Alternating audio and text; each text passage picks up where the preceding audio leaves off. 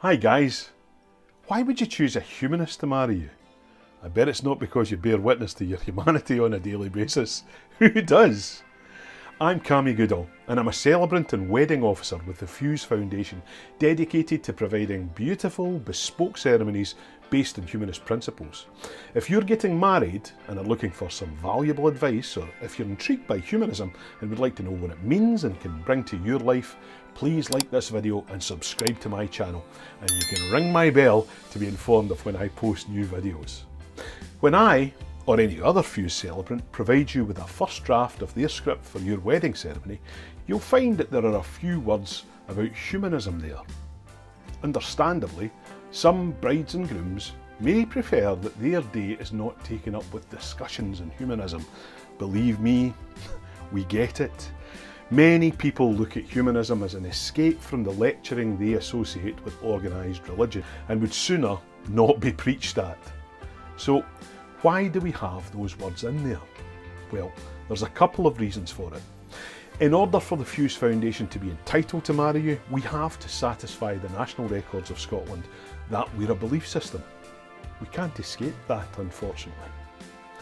It's my contention that humanism ought to be well enough understood nowadays that surely we don't have to bang on about it.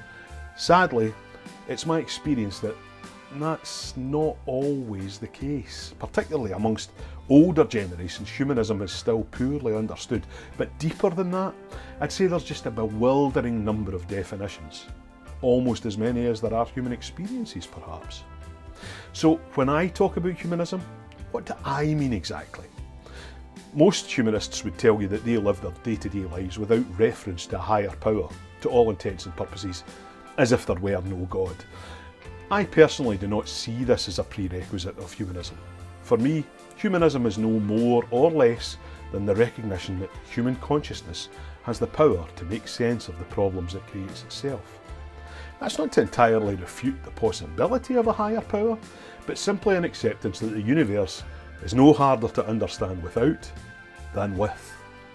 I reckon that there are few people who would count themselves faithful to a certain creed who do not live their lives within humanist principles. It would take a particular zealot to follow without question each and every precept within any mainstream religious text. Instead, most will pick and choose whether they ought actually to stone their daughter to death for refusing to marry a rapist, claiming a later revelation to have annulled earlier directions. Well, if we're prepared to cherry pick which passages are helpful and which injurious, why not define our morality from all of mankind's broad experience rather from that of a single ancient culture?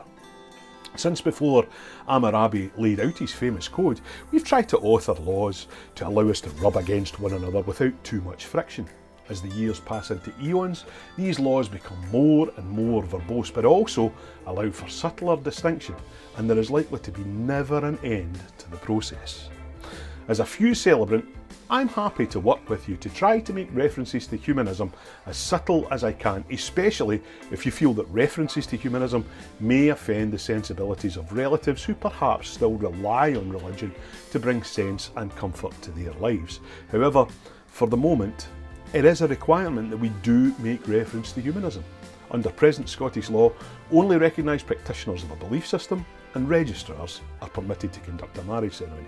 So in order to conduct your wedding legally, it has to be clear under which authority we act. Since humanists build no temples, this can only be conveyed through word of mouth. With luck, we humans will eventually know that humanism is a default setting for humanity. Then we can stop talking about it finally. I recognise that this segment might open a can of worms, so let me know in the comments section below where you stand on all this. Or my Facebook page, Cammy Goodall, Scotia's Celebrant, has a WhatsApp button if you'd rather have a private chat. Please subscribe, like and hit the notifications bell to be notified when my next content drops. See you soon.